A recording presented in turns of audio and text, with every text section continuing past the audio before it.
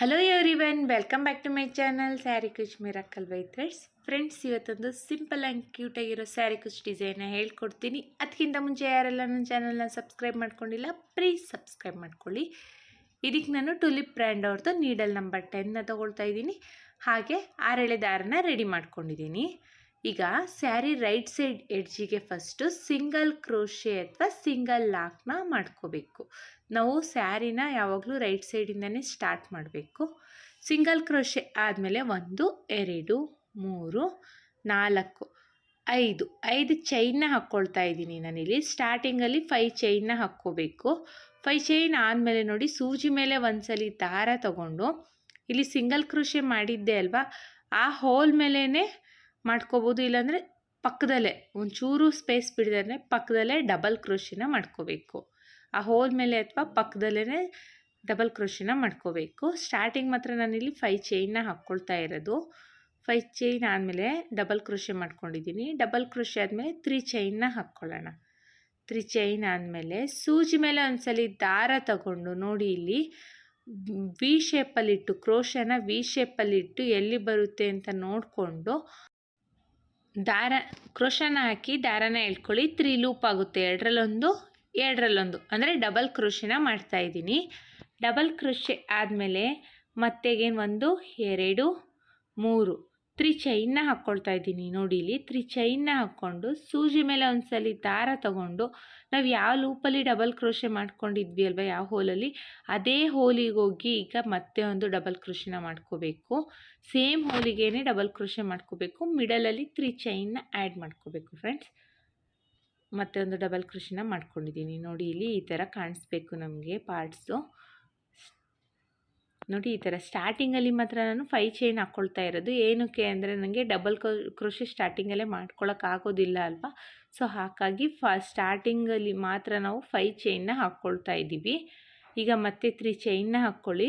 ನೋಡಿ, ನಾನು ಕ್ರೋಶನ ಸ್ಟ್ರೈಟಾಗಿ ಇಡ್ತಾ ಇಲ್ಲ, ಸ್ಲ್ಯಾಂಟಿಂಗಲ್ಲಿ ಇಡ್ತಾ ಇದ್ದೀನಿ, ತೋರಿಸ್ತಾ ಇದ್ದೀನಿ ನೋಡಿ. ಸ್ಲ್ಯಾಂಟಿಂಗಲ್ಲಿ ಕ್ರೋಶನ ಇಟ್ಟು ಸ್ವಲ್ಪ ಕ್ರಾಸಲ್ಲಿ ಕ್ರೋಶನ ಇಟ್ಟು ಡಬಲ್ ಕ್ರೋಶೆನ ಮಾಡ್ಕೋಬೇಕು. ಡಬಲ್ ಕ್ರೋಶೆ ಆದಮೇಲೆ 1 2 3 ಚೈನ್ನ ಹಾಕ್ಕೊಂಡು ಸೂಜಿ ಮೇಲೆ ಒಂದ್ಸಲಿ ದಾರ ತಗೊಳ್ಳೋಣ. ದಾರ ತಗೊಂಡು ಇಲ್ಲಿ ಡಬಲ್ ಕ್ರೋಶೆ ಮಾಡಿದ್ದೀವಿ ಅಲ್ವಾ, ಆ ಹೋಲ್ ಮೇಲೇ ಅಥವಾ ಪಕ್ಕದಲ್ಲೇ ಇನ್ನೊಂದು ಡಬಲ್ ಕ್ರೋಶೆನ ಮಾಡ್ಕೋಬೇಕು. ಆ ಹೋಲ್ ಮೇಲೂ ಮಾಡ್ಕೋಬೋದು ಫ್ರೆಂಡ್ಸ್, ಇಲ್ಲಾಂದರೆ ಸ್ವಲ್ಪ ಗ್ಯಾಪಲ್ಲಿ ನಾನು ಮಾಡಿದ್ದೀನಿ ಅಲ್ಲ, ಗ್ಯಾಪೇ ಕೊಡಬಾರ್ದು, ಅದ್ರ ಪಕ್ಕದಲ್ಲೇ ಡಬಲ್ ಕ್ರೋಶೆನ ಮಾಡ್ಕೋಬೇಕು. ಸೊ ಇದು ವಿ ಶೇಪಲ್ಲಿ ಕಾಣಿಸ್ಬೇಕು ನಮಗೆ ಡಬಲ್ ಕ್ರೋಶೆ. ಮತ್ತು ಈಗ ಸೂಜಿ ಮೇಲೆ 3 ಚೈನ್ನ ಹಾಕ್ಕೊಳ್ಳೋಣ. ಸೂಜಿ ಮೇಲೆ ಒಂದ್ಸಲಿ ದಾರ ತಗೊಂಡು ವಿ ಶೇಪಲ್ಲಿಟ್ಟು, ಸ್ಯಾರಿಗೆ ವಿ ಶೇಪಲ್ಲಿಟ್ಟು ಕ್ರೋಶನ ಡಬಲ್ ಕ್ರೋಶೆನ ಮಾಡ್ಕೊಳ್ಳೋಣ. ಡಬಲ್ ಕ್ರೋಶೆ ಆದಮೇಲೆ 1 2 3 ಚೈನ್ನ ಹಾಕ್ಕೊಂಡು ಮತ್ತೆ ಸೂಜಿ ಮೇಲೆ ಒಂದ್ಸಲಿ ದಾರ ತಗೊಂಡು ಸೇಮ್ ಪಾಯಿಂಟ್ ಮೇಲೇ ಡಬಲ್ ಕ್ರೋಶೆನ ಮಾಡ್ಕೋಬೇಕು. ಸ್ಟಾರ್ಟಿಂಗಲ್ಲಿ ಡಬಲ್ ಕ್ರೋಶೆ ಮಾಡ್ಕೊಂಡಿದ್ವಿ ಅಲ್ವಾ, ಆ ಹೋಲ್ ಮೇಲೇ ಡಬಲ್ ಕ್ರೋಶೆನ ಮಾಡ್ಕೋಬೇಕು. ಇದೇ ಥರ ಬಟ್ಟೆ ಪೂರ್ತಿ ಕಂಪ್ಲೀಟ್ ಮಾಡಬೇಕು. ನೋಡಿ, ಇಲ್ಲಿ ನಾನು ಸ್ಟಾರ್ಟಿಂಗ್ ಮಾತ್ರ 5 ಚೈನ್ನ ಹಾಕಿರೋದು, ಆಮೇಲೆಲ್ಲ ಡಬಲ್ ಕ್ರೋಶೆನ ಮಾಡಿದ್ದೀನಿ. ಇಲ್ಲಿ ಸ್ಟಾರ್ಟಿಂಗಲ್ಲಿ ಕುಚ್ಚು ಕಟ್ಟಲಿಕ್ಕೆ, ಆಮೇಲೆ ಡಿಸೈನು, ಆಮೇಲೆ ಕುಚ್ಚು, ಆಮೇಲೆ ಡಿಸೈನ್, ಆ ಥರ ಬರುತ್ತೆ ಫ್ರೆಂಡ್ಸ್. ಇದು ಇದೇ ಥರ ಬಟ್ಟೆ ಪೂರ್ತಿ ಕಂಪ್ಲೀಟ್ ಮಾಡ್ಕೊಳ್ಳೋಣ. ನಾನು ಸ್ಯಾರಿ ಪೂರ್ತಿ ಒಂದು ಸ್ವಲ್ಪ ಡಿಸೈನ್ನ ಹಾಕಿಬಿಟ್ಟು ನಾನು ತೋರಿಸ್ತೀನಿ ಹೇಗೆ ಮಾಡಿದ್ದೀನಿ ಅಂತ. ನೋಡಿ, ಇಲ್ಲಿ ನಾನು ಒಂದು ಸ್ವಲ್ಪ ಡಿಸೈನ್ನ ಹಾಕಿದ್ದೀನಿ, ಒಂದು ಸ್ವಲ್ಪ ಡಿಸೈನ್ನ.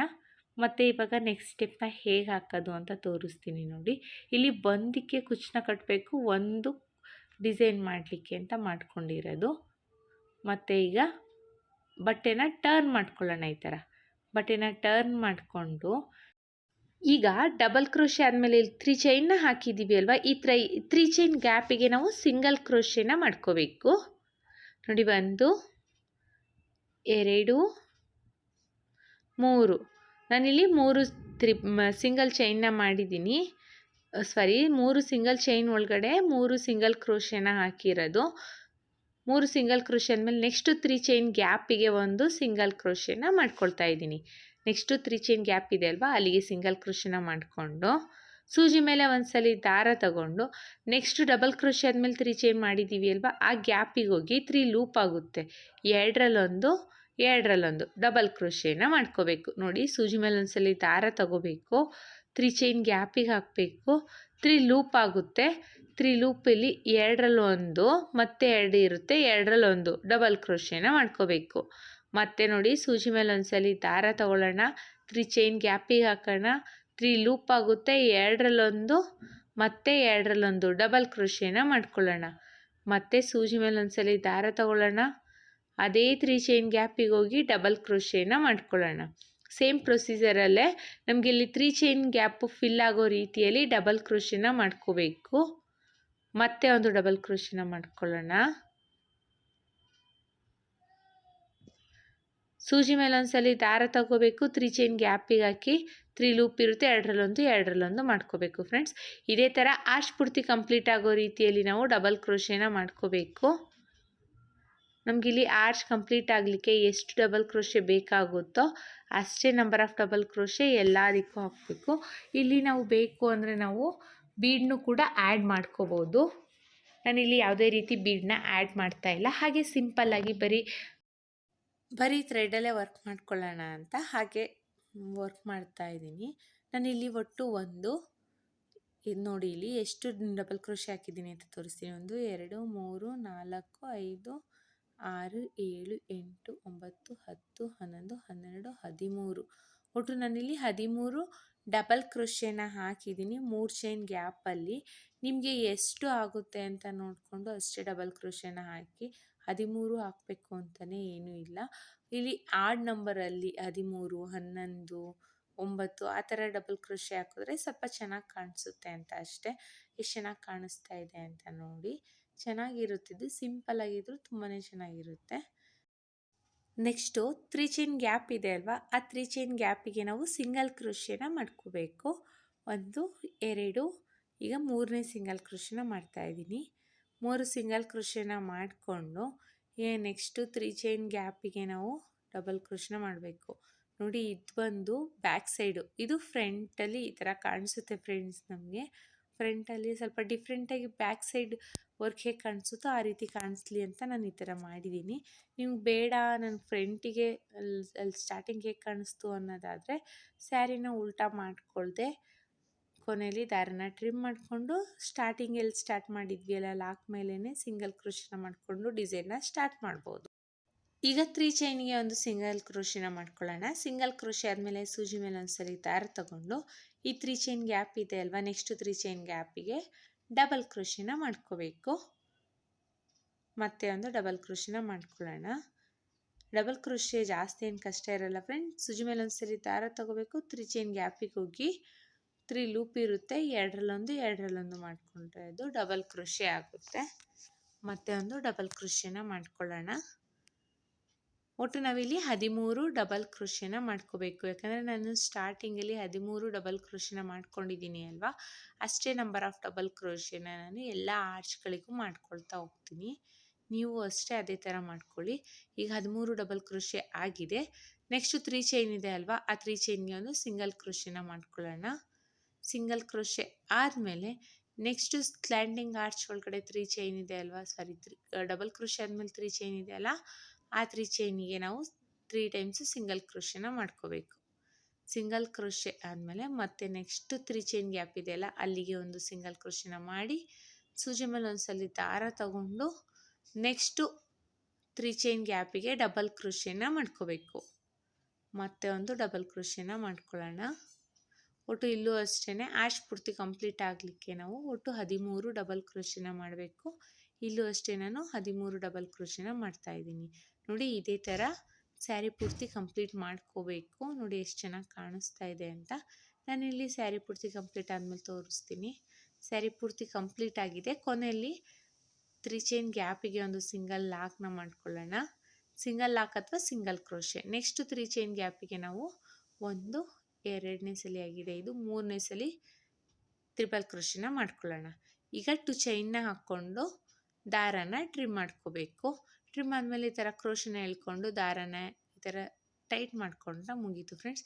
ನಾವಿಲ್ಲಿ ಕುಚ್ಚು ಕಟ್ತೀವಲ್ವ ಆಗ ಆ ದಾರನ ಸೇರಿಸಿ ಕುಚ್ಚನ್ನ ಕಟ್ಕೊಳ್ಳೋಣ. ನೋಡಿ ಇದು ಡಿಸೈನ್ನ ಫ್ರಂಟ್ ಸೈಡ್. ನೋಡಿ ಎಷ್ಟು ಚೆನ್ನಾಗಿ ಕಾಣಿಸ್ತಾ ಇದೆ ಅಂತ. ಪುಟ್ ಪುಟಾಣಿ ಅಷ್ಟೇ ತುಂಬಾ ಚೆನ್ನಾಗಿರುತ್ತೆ. ನಿಮಗಿಲ್ಲಿ ಡಬಲ್ ಕ್ರೋಶೆ ಬದಲು ತ್ರಿಬಲ್ ಕ್ರೋಶೆನೂ ಮಾಡ್ಕೋಬೋದು.